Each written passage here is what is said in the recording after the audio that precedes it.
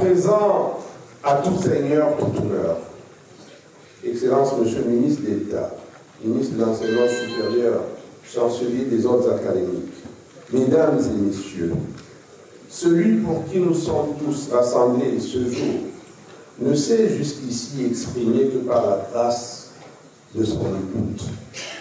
Pour lui retourner cette politesse, je vous prie à présent de bien vouloir accorder une oreille attentive au discours du dédicataire, le professeur Étienne Charles de Kéné-Donfa, que je vous prie d'ovationner.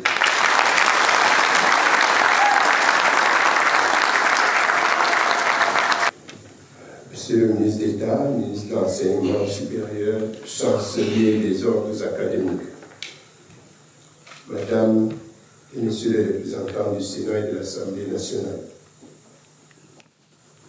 Monsieur le conseiller doyen, représentant de Monsieur le Président du Conseil constitutionnel empêché,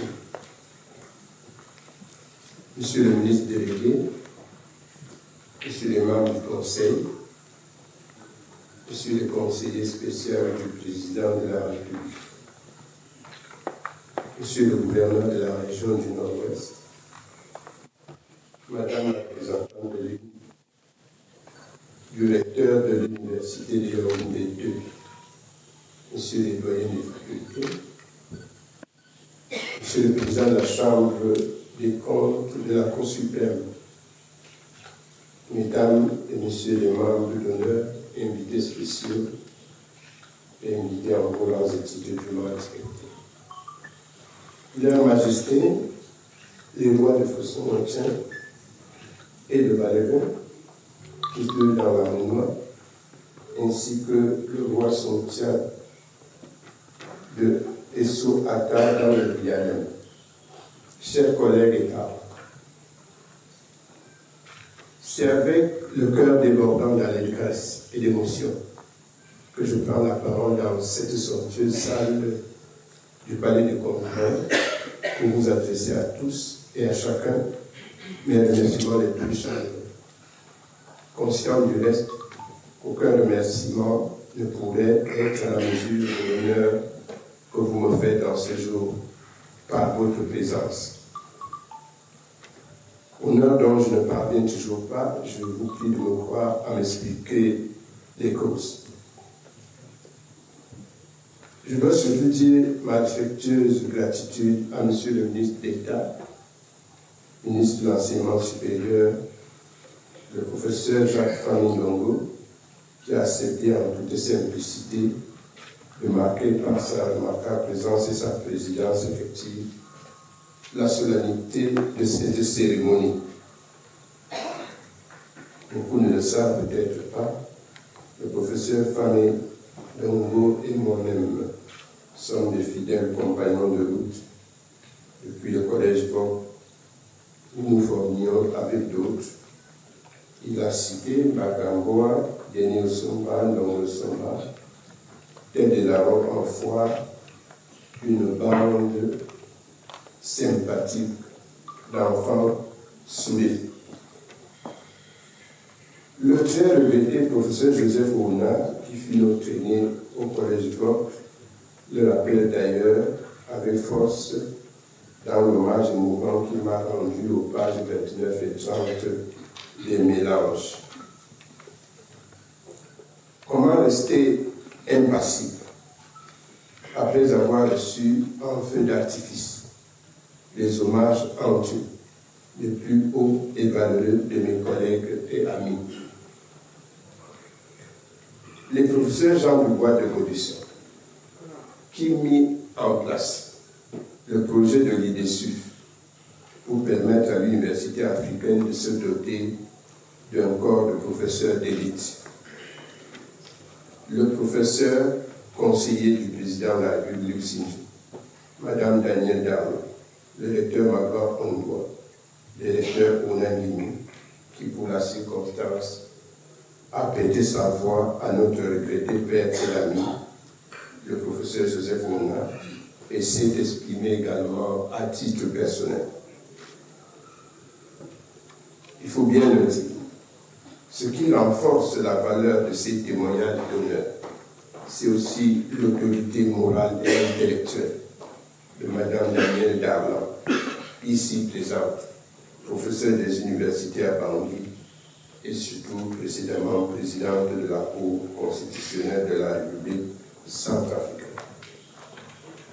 La présence de cette Amazone qui incarne la justice constitutionnelle m'honore infiniment.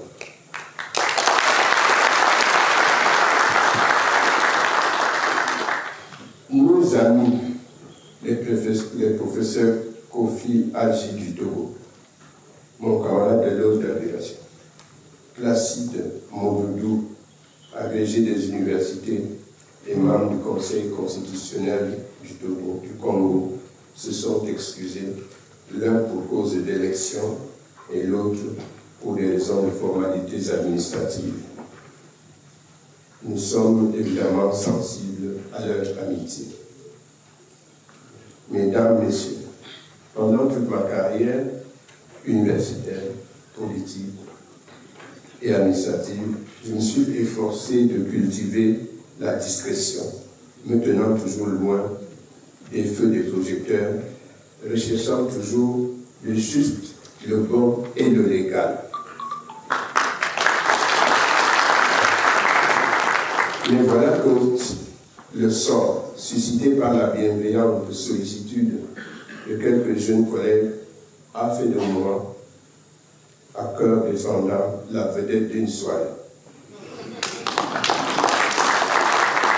Je ne le dois peut-être pas à mes mérites particuliers, mais à la grâce divine inexplicable qui m'a accompagné et qui m'accompagne depuis le début de cette carrière aux multiples facettes.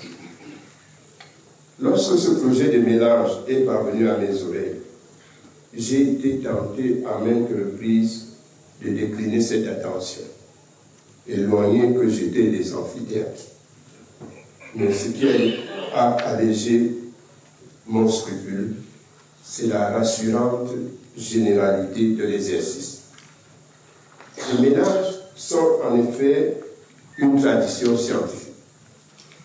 Pour moi qui suis attaché à la tradition par la naissance, il ne fallait pas rompre cette vertueuse chaîne d'honneur, fondement des royaumes, des véritables royaumes. Quelques prédécesseurs en droit public eurent le privilège de recevoir des mélanges, pour certains avec un égal faste et une solennité certaine. Pour nous en tenir au droit public, ont ainsi été honorés avant ma modeste personne les professeurs Joseph-Marie Biboumbou, mon chef de département en son temps, Joseph Ouna et Stéphane Noumbé-Bilé. Toujours dans le domaine du droit public, quelques collègues en Afrique de l'Ouest furent également distingués, parmi lesquels les professeurs Babacar Kanté, Théodore Koulou, Francis Boudier, qui nous a récemment quittés, Babacar Gueye, Robert Dossou, El Hadj Boj, Dembas, sans oublier mon ami et camarade le professeur Kofi Adji Nounou. Vous avez vu tout à l'heure les directeurs des mélanges, on vous les a présentés. Je voudrais louer le courage et le professionnalisme des professeurs Gérard Bekassanda, Nadim Machipou, Jacques Biakam et Eric Gangou Yomi, qui eurent l'heureuse idée de concevoir et de réaliser ce beau projet. Ils ont travaillé sans désemparer pendant environ 2 ans dans un climat de convivialité pour nous offrir un coffret scientifique de 84 contributions rassemblées en 2 volets. je remercie cette équipe qui a gardé sa sérénité en faisant son chemin entre légitimité et effectivité pour atteindre les résultats escomptés. Que dire des contributeurs? C'est le lieu d'exprimer mes vifs et sincères remerciements aux 84 contributeurs nationaux et étrangers, universitaires et praticiens, dont la plupart m'est inconnue physiquement, pour n'avoir pas eu l'honneur de les avoir comme étudiants. Et pourtant, ils se sont levés spontanément et ont répondu favorablement à l'appel à contribution, en plongeant leur plume dans l'encrier pour produire collectivement ce document historique. Je garderai en mémoire les noms des auteurs et les centres d'intérêt prospectés par chacun de ces maîtres du droit. Je voudrais ici exprimer avec force mes remerciements appuyés à tous ceux qui, institutions ou personnes privées, ont bien voulu conforter cette initiative qui a abouti à la production de ces mélanges et à l'organisation de cette soirée. Dans l'anonymat, ils forcent mon admiration par leur générosité. En recevant ces mélanges, je mesure la chance que j'ai, car beaucoup de collègues qui le dussent s'en sont allés sans obtenir de l'université ou de la communauté scientifique une telle reconnaissance. Comment puis-je oublier ce que je dois à mes aînés et à mes maîtres? Je commencerai par citer le cas du professeur Njende Diagne, cet économiste émérite qui réussit à m'obtenir une bourse d'études comme les autres étudiants de Ngouakele. Pour la petite histoire, orienté en faculté de lettres après mon baccalauréat, je ne devais pas faire du droit. Mais par amour pour le droit, je me suis également inscrit cette même année en faculté de droit et de sciences économiques. Au terme de l'année académique, j'ai réussi l'entrée en deuxième année de droit et j'ai abandonné la faculté de lettres où je garde cependant de bons souvenirs. Pour avoir refusé l'orientation qui m'avait été imposée, le gouvernement a supprimé ma bourse, faisant de moi le seul étudiant non boursier en deuxième année de droit. À l'époque, ceux qui doublaient avaient la demi-bourse, ceux qui triplaient avaient les quarts de bourse, les tiers de bourse. J'étais un singleton je n'avais pas de bourse.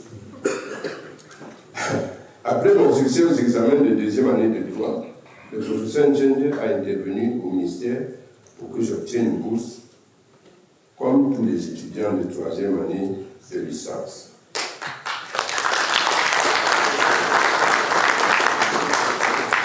Les études par effraction, ce qui a été devenu un homme fréquentable. J'ai toujours remercié M. le professeur Njende pour ses gestes salvateurs.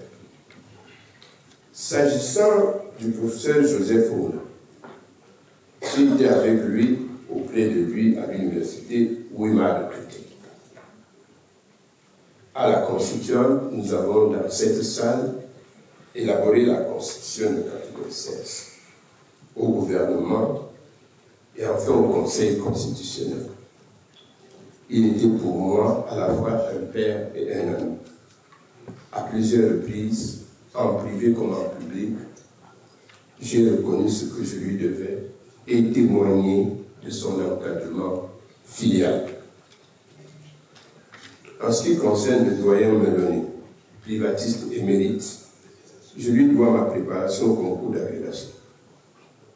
Ce ne fut toujours pas un exercice aisé pour quelqu'un qui bénéficiait déjà des décrets du chef de l'État. J'avais été nommé doyen, directeur, j'étais donc quelqu'un d'accompli. Je ne manquais pas de me lancer dans des discussions interminables avec le maître sur un point de droit qui n'emportait pas l'adhésion. Ces propositions de reformulation des titres de mes articles m'agaçaient.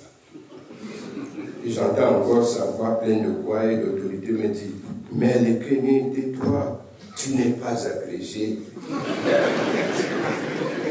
Et il ajoutait « On reparlera de tout ça après le résultat du concours. » Enfin, le doute était permis sur le succès. Après l'agrégation, la discussion avec l'éminent maître que j'ai souvent accompagné dans son village à Équité en rentrant de Douala n'a plus eu lieu.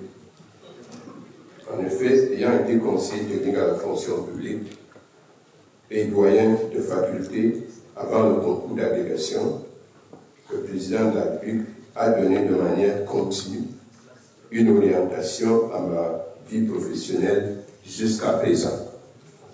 Tout naturellement, ma reconnaissance à la très haute personnalité est infinie, d'autant plus que, par sa volonté, j'aurais fait un parcours inédit qui m'a conduit de l'administration au gouvernement, à l'Assemblée nationale, au Conseil constitutionnel, pratiquement une incursion dans les trois pouvoirs.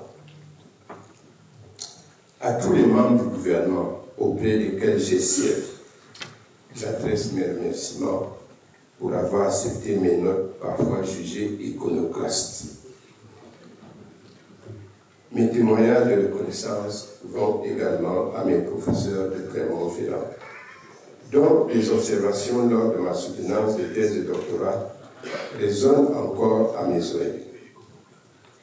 Que ce soit le président du jury Jean Roch, le doyen René Chirou, qui plus tard va préfacer l'ouvrage de finances publiques camerounaises, ou le professeur Edmond Jouve, tous m'ont demandé pourquoi dites-vous que le fédéralisme camerounais a échoué alors que votre gouvernement soutient le contraire? Face à mon point de vue, certains membres de ce jury me prenaient en aparté, me prêchaient en aparté la prudence à mon retour. Je pense toujours à ces maîtres, évidemment. Monsieur le ministre d'État, mes remerciements vont également au docteur Lekeny, Madame Lekeny-Rose.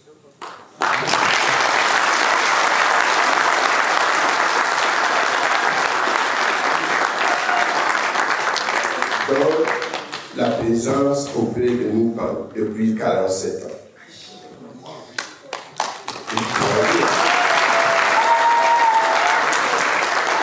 Les conseils avisés, les soins permanents, même ce matin.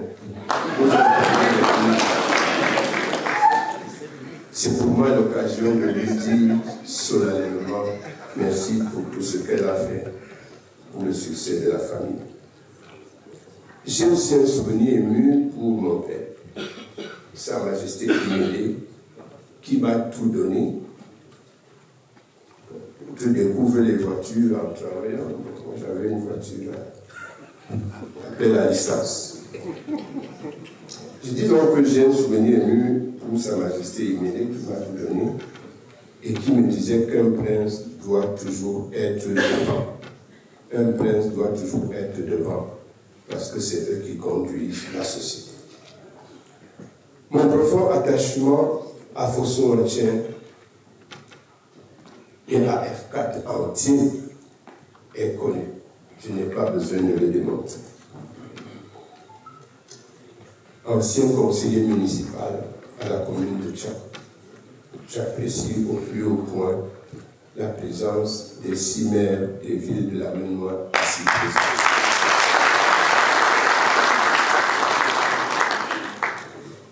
À la fin de cette carrière, ma curiosité restera entière sur les questions de droit constitutionnel et de finances publiques, car ce sont des questions citoyennes permanentes. Par exemple, en droit constitutionnel, la forme d'État qui me préoccupait en 1979 à l'occasion de ma thèse est en construction. Parce que même le choix de la décentralisation que j'ai prôné en 1998 doit devenir effectif, et cela dans le transfert des ressources, surtout financières, par souci d'équité au sein de l'État et d'efficacité de l'action publique. Les exigences liées au respect du principe de subsidiarité et le souci de proximité doivent inspirer le législateur dans l'élaboration de la loi. Mon profond attachement aux droits financiers me rend plus observateur en ce domaine. Je me réjouis ainsi de la sensible évolution qui touche la discipline en termes de modernisation des recettes, l'entrée dans la digitalisation à travers la télédéclaration, le télépaiement, le suivi électronique des contribuables constitue une preuve irréfragable du droit public financier saisi par la performance. Cet accent particulier en matière de modernisation des recettes est un vecteur constant d'ancrage du civisme fiscal. L'élargissement de la matière imposable dans la dernière loi de finances va dans le même sens. L'abondante littérature à fort propos rendu à travers ces mélanges constitue un vibrant témoignage de ma modeste personne. Seulement, autant ma sérénité est manifeste à l'endroit des recettes, autant je nourris des appréhensions pour ce qui concerne les dépenses publiques. La densification des institutions de contrôle et de jugement des irrégularités financières n'a jamais eu une aussi forte résonance dans l'ordonnancement juridique camerounais. On pourrait même parler de la survenance d'un âge d'or de la juridictionnalisation de la dépense publique. L'écho des bouleversements normatifs et organiques traduisent, non sans un certain charme, l'aspiration des pouvoirs publics d'assainir la dépense publique. Je reste toutefois réservé sur la conduite sereine du processus. En effet, les lois 2018/011 et 2018/012, portant respectivement sur la transparence et la bonne gouvernance, ainsi que le régime financier de l'État et des autres entités publiques, créeront un rappel de constitutionnalité et conventionnalité qui font de la juridiction des comptes l'institution supérieure des finances publiques au Cameroun. Il n'échappe néanmoins pas qu'on relève des résistances qui trouvent leur source dans une interprétation expectative de la loi numéro 78/18, laquelle ouvrirait manifestement droit à une compétence du CDBF dont les appels des décisions qu'il rend sont diligentés devant la Chambre administrative de la Cour suprême. Fort heureusement, cette situation a évolué. D'un autre côté, contrairement à l'exigence du principe de la reddition des comptes, qui sous-tend l'absence d'immunité financière, force est de souligner la pratique d'une immunité financière de fait à l'endroit des organes constitutionnels. À ce propos, il faut s'interroger sur l'absence des entités internes de contrôle des finances publiques au sein de ces organes constitutionnels. Par ailleurs, on observera un aménagement procédural dérogatoire de leur contrôle qui prévoit une instance spécifique, rigoureusement aménagée par la loi de 2003 portant organisation et fonctionnement de la Chambre des comptes. À date, aucune réunion de cette instance ne s'est tenue depuis 2000. Pourtant, je tiens à saluer l'effort chevaleresque de la Chambre des comptes à travers sa décision de principe rendue par la formation des sections réunies en février 2024, commune de Ngomezak. En effet, à travers une interprétation judicieuse et féconde des instruments normatifs qui gouvernent le nouveau système financier camerounais, la juridiction des comptes s'est autodéterminée en tant qu'organe fêtière en matière de comptes publics au Cameroun. Et on rejoint là les préoccupations de la Constitution qui date de 1996. Il s'agit d'une étincelle qui ne demande qu'à être relevée à l'échelle de tout le système financier pour irradier les pratiques qui s'accommodent aux standards en matière de gouvernance financière. Il me vient à penser que le véritable défi de nos administrations se trouve dans une parfaite conscience des enjeux de l'orthodoxie, du respect de l'orthodoxie budgétaire et financière. Vous connaissez ma logique dans ce sens. L'exigence de reddition des comptes fait fi des principes sacralisés de la séparation des pouvoirs politiques au sein de l'État ou de tout État. Ce ne sont pas les personnes qui sont subies, mais l'usage de l'argent public. Chers collègues, j'exhorte la jeune génération à prolonger et à amplifier nos enseignements et nos écrits en exerçant au besoin la critique constructive. N'oubliez pas, comme le disait le feu professeur Louis-Paul Gongo, que la science évolue par assassinat du maître, non pas un assassinat physique, mais intellectuel, évidemment. N'oubliez par ailleurs pas que le rayonnement d'un homme de science n'est pas étranger à ses qualités humaines. Vous avez le devoir de former, de corriger, de transmettre, d'encourager et parfois de consoler. S'il faut que l'on retienne quelque chose de moi, je veux dire de mon passage à l'université, il est bien résumé par cette phrase d'une femme politique américaine qui disait « Nous, je veux dire les professeurs d'université, sommes bien plus puissants lorsque nous nous tournons les uns vers les autres et non contre les autres.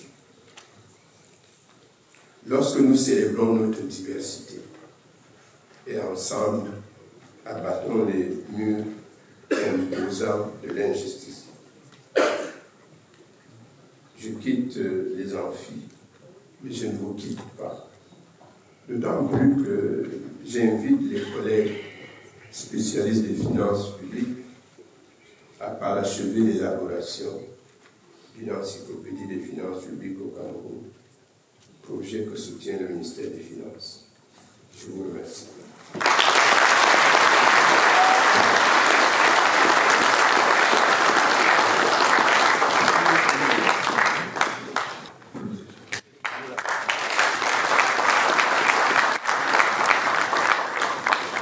Nous n'avons pas assez applaudi le grand maître.